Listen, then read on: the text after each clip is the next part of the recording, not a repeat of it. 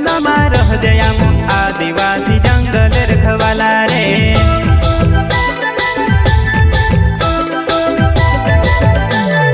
जल जंगल जमीन काज पूजे रे आदिवासी दुनिया ने रखवाला रे।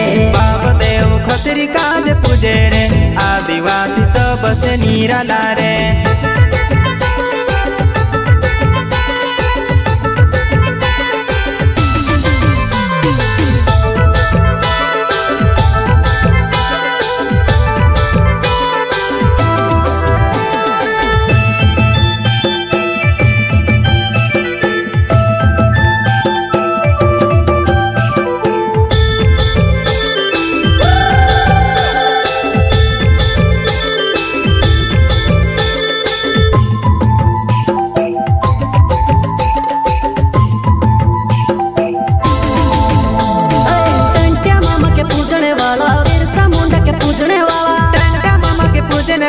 बिरसा मुंडा के पूजने वाला आदिवासी अमोए के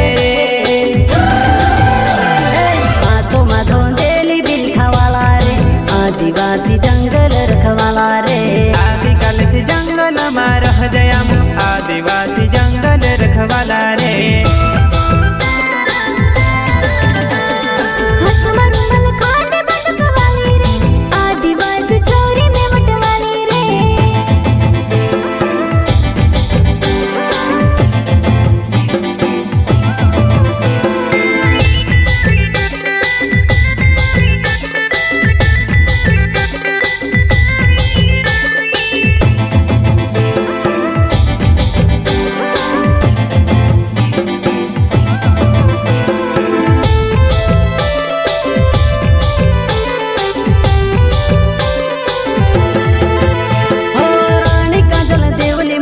बाबा देव कंसरी माड़ी रानी काजल देवली माड़ी बाबा देव कंसरी माड़ी आदिवासी ने भगवान